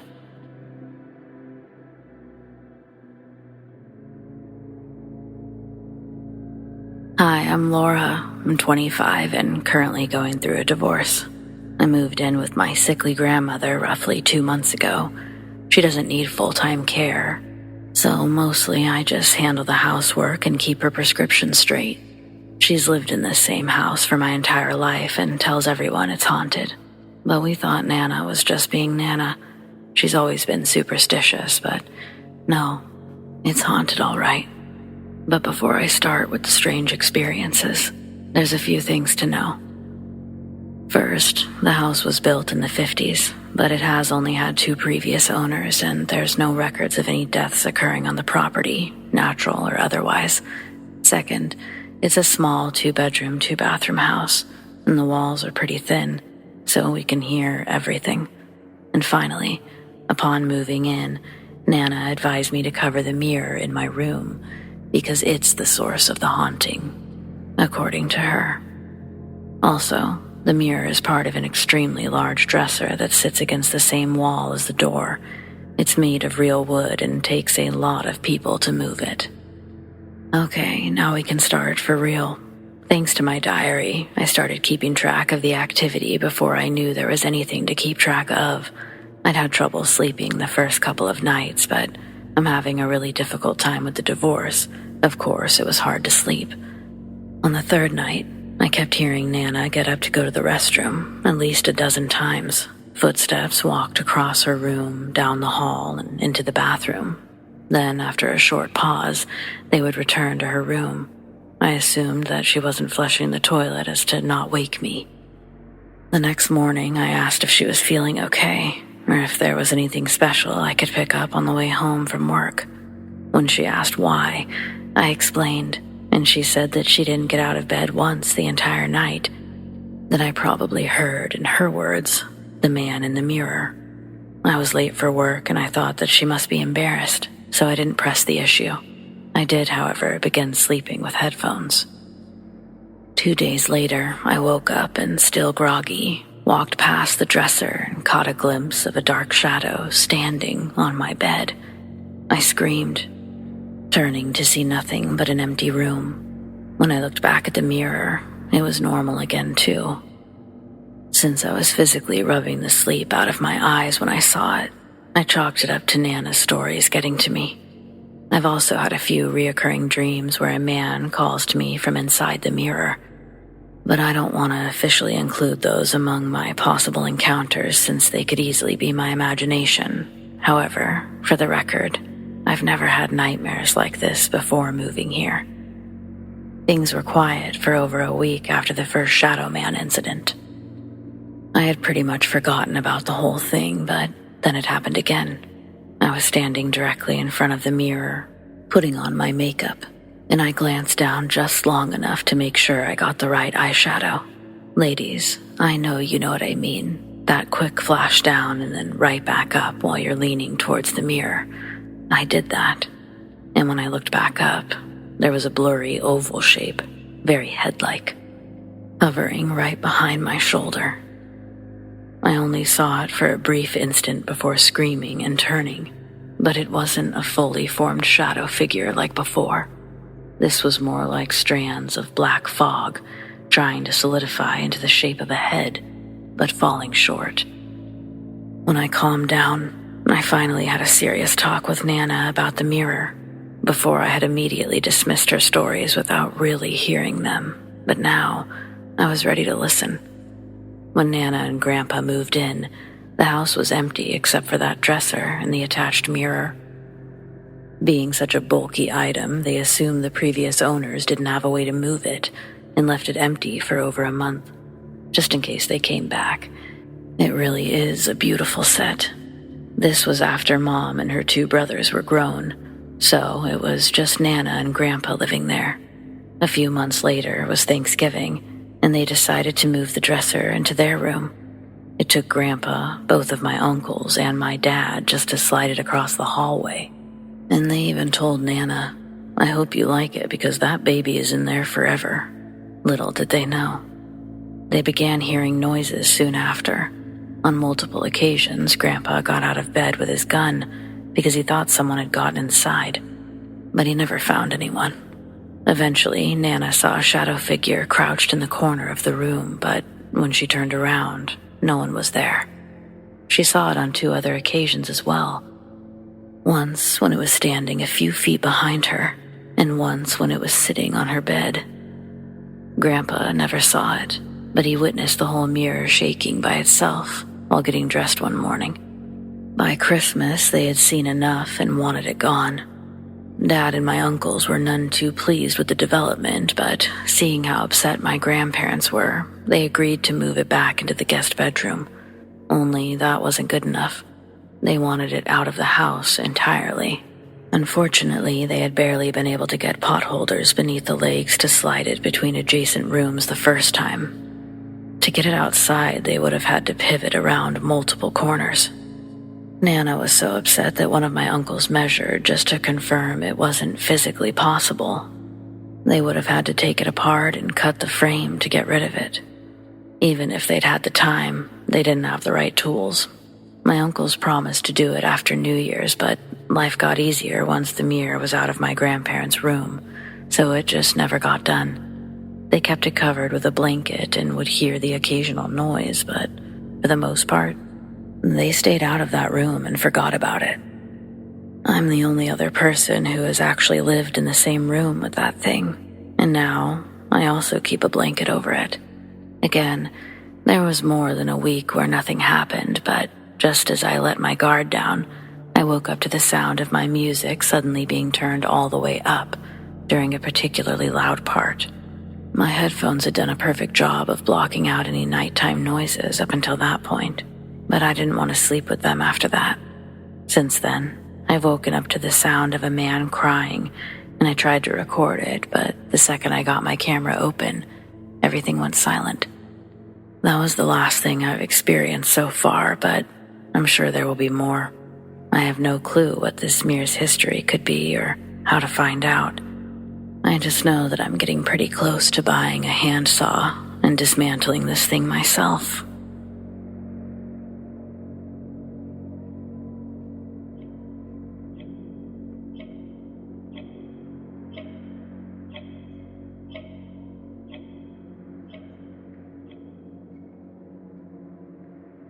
My grandparents basically raised me, so growing up between the ages of 4 through 9, I spent a majority of my childhood living with them in their home in eastern Washington. It was what I'd call my happy place, but every once in a while I'd have to spend some time with my mom. I say have to because at this time she was no fun to be around. She didn't get clean until I was about 9, so things before that were always shaky. My resistance to seeing my mom, though, it wasn't all her. A lot of it had to do with her apartment. It sat in downtown Spokane, and it was a small one. I guess you'd call it a studio. There was really only one door, the front door. The bedroom was essentially the living room and the kitchen, but the bathroom, it was across the hallway. You'd have to leave the apartment and step across the way to access it. Each unit shared their bathroom with another one, though this didn't seem to be a problem since most of my mom's buildings seemed empty.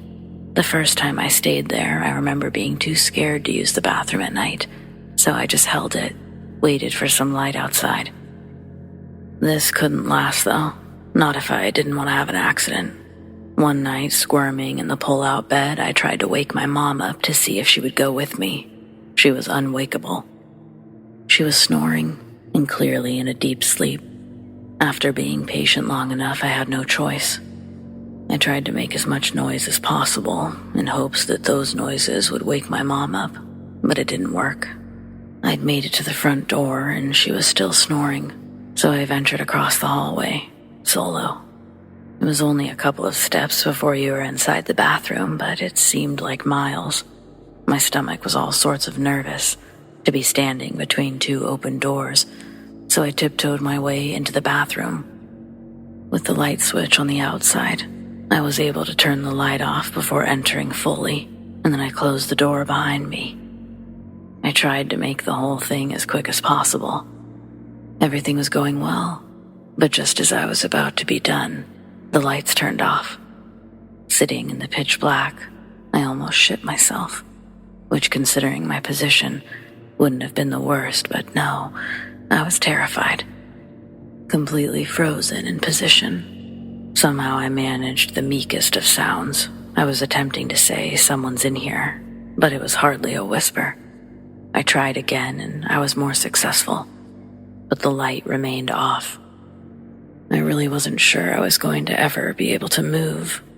I was scared of the dark as it was, but here I knew that I was completely alone. 2 doors separating me from my mom, who was in a deep sleep slumber. It occurred to me that I was exposed to various strangers the moment I opened that door. Anyone could be out there. Still in the pitch black, I positioned myself to pull up my pants. Now slightly less exposed, I contemplated what to do next. Instantly, I went for the sink, and before I could even touch the faucet, I was flailing sideways, back towards the toilet, horrified by the image reflected in the mirror. In the darkness, I hadn't expected to see myself, but I saw something. At first, I couldn't distinguish male or female, but the hair was stark white, which matched the skin entirely. The figure wasn't looking at me directly, and even though I saw this image directly in the mirror, it was still too dark to see anything else. I instinctively looked behind me as I jumped to the side. The reflection had to be coming from somewhere, right? I was alone in there. This image remained in the mirror despite me moving away from the mirror. Its gaze held off to the side, not saying anything, not even really doing anything except seemingly floating within the mirror itself. Just a disembodied head of pure white. Only there were features.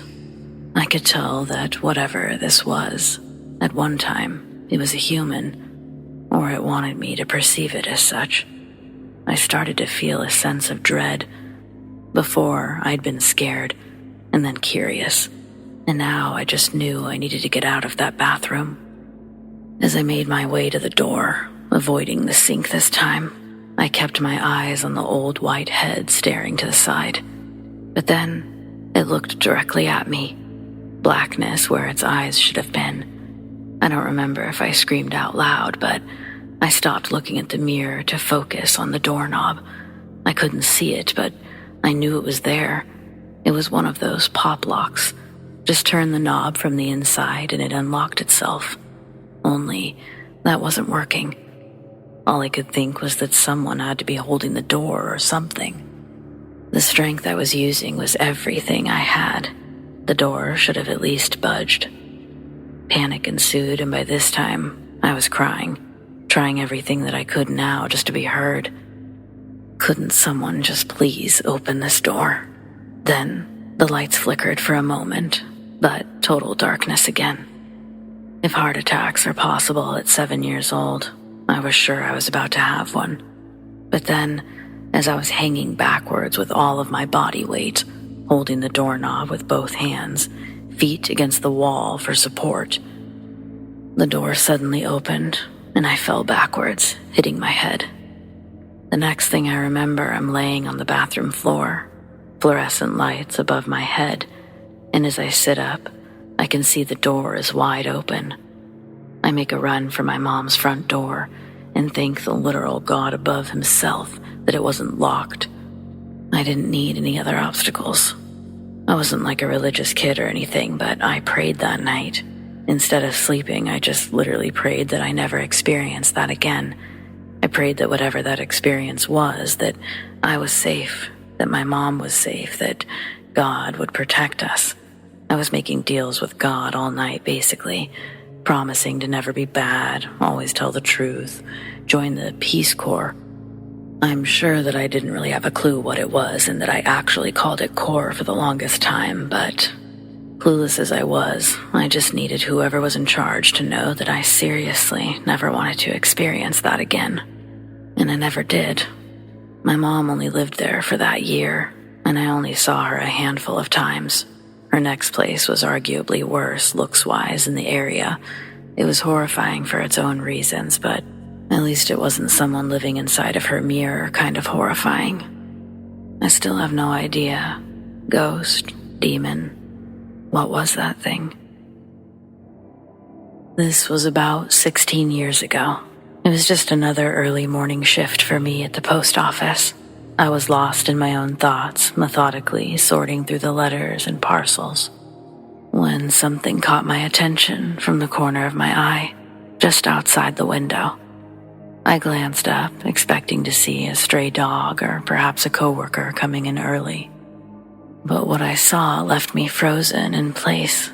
There, hovering against a pre-dawn sky, just a few feet off the ground, was a sight that defied explanation.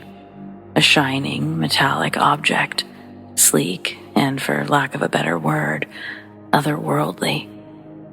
At the time, it could only be described as looking like something out of a science fiction movie.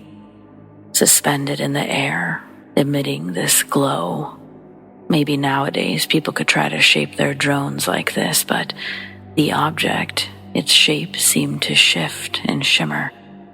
Something I don't even think holographic paint could accomplish. The object seemed to be casting an ethereal glow, unlike anything I'd ever seen in the sky or otherwise. I couldn't tear my eyes away from it. The feeling of awe, the tinge of fear, but mostly the sense of wonder was all washing over me, all as I tried to comprehend what I was actually seeing. I was so distracted by its iridescent glow, its sleek and oval shape. How long had I been standing there, transfixed by this seemingly impossible thing? It felt really hard to tell. Time seemed to stand still as I watched the object hang in the air, its presence slightly unsettling yet amazing.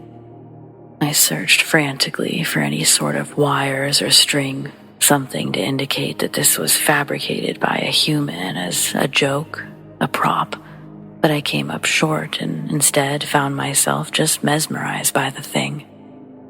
But as I continued to stare, a deep sense of unease crept over me. I shouldn't be here, repeated in my mind, but it didn't even seem to be my own thought. The sheer impossibility of what was happening, what I was witnessing. It gnawed at my mind as a chill ran down my spine. That's when I realized that moving or simply looking away wasn't that simple. I found myself trying hard, only I couldn't take my eyes away. But my hands, I could move those. I fumbled across the desk with my hands, searching for my phone, desperate to capture some sort of evidence of this object. But as quickly as I'd started moving, and as quickly as it had seemed to appear, it vanished. One moment it was there, a silent but obvious object in the sky, and the next it had vanished without a trace. I felt a surge of disorientation, maybe disbelief, my heart racing in my chest, and for the next hour or so, I had to keep retelling myself what had happened. It was like the memory wanted to disappear, like a dream. The rest of the day, my thoughts were consumed by the encounter. I couldn't shake that feeling that had seized me during those moments, the lingering sense that something unknowable was hovering just beyond the walls of the post office. Days turned into weeks, and then still, to this day, I find myself scanning the skies at every opportunity, half hoping for another glimpse and half dreading the possibility of encountering something again.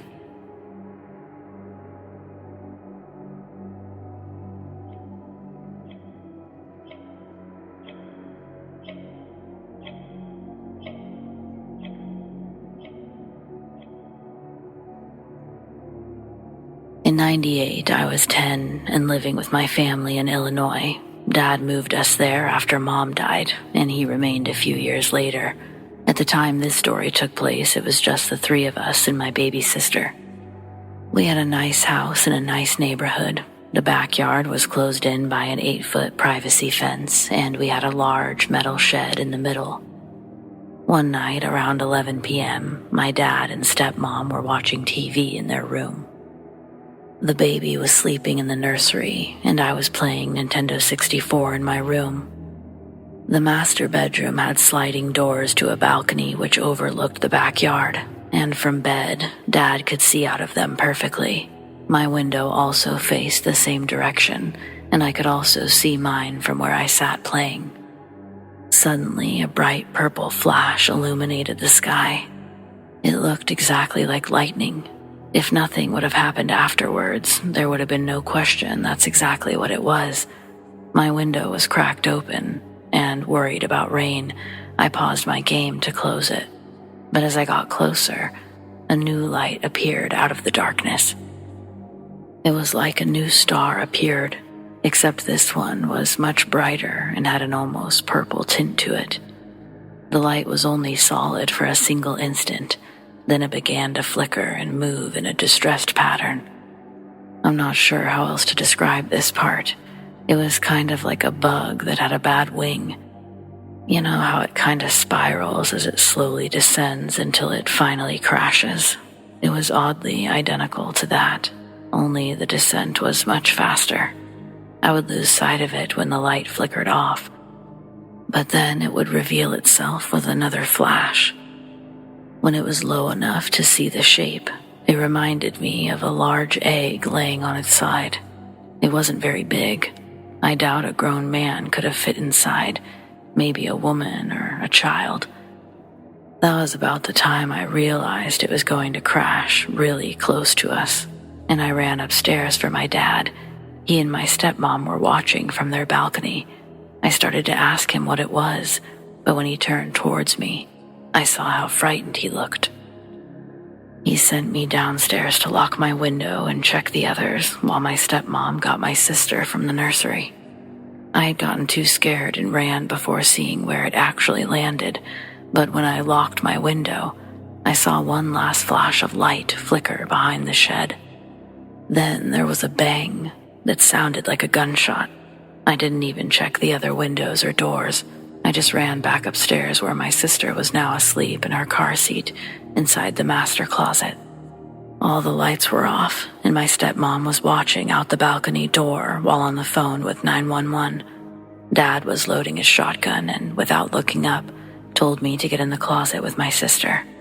I didn't want to, but I had never heard him use that tone before. I got into the closet without saying a word and crawled beneath a pile of clothes. I know it sounds horrible, but I was still jealous of having a new baby in the house. Part of me hoped that whatever came would just take her and not notice me.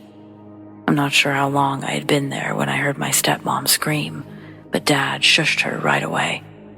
And I didn't hear another sound until they got us out of the closet hours later. I'm not sure how long we were actually there, but it wasn't daylight yet.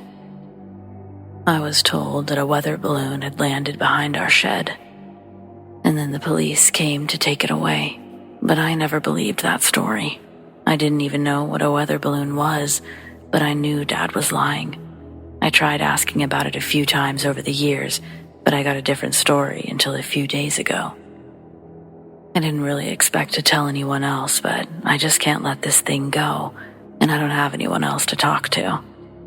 Dad just got divorced, and he's been staying with me while his wife moves out. This last weekend is when the paperwork was finalized, so he got pretty drunk, and I seized an opportunity. This mystery has plagued me for 25 years, and I just wanted a real answer. Or I thought I did. Now I actually kind of regret knowing. When my stepmom screamed, it was because she saw some kind of mutated creature peek out from behind the shed. It had a weirdly shaped head, large hands, but tiny arms, and it was the size of a child. When she screamed, it looked right at her and ducked back behind the shed. But before it went, it blinked sideways. meaning its eyelids closed to a vertical slit instead of horizontal like ours. She and Dad both saw it. That bang that I had heard, it was some kind of mini implosion. We couldn't see it because of the shed, but it left a small crater where the object seemed to have collapsed in on itself. Nothing was left except for a small hole and a few scorch marks. But one of the things that frightened Dad the most was how quick the government covered it up. Real police were only there for a few minutes, and they refused to go into the backyard. They said that their orders were to only secure the location. Then, a bunch of feds showed up and sent the officers away. A few of them stayed inside to conduct their interviews, well away from any windows, while a bunch of people in hazmats erased any trace of whatever had landed in our yard.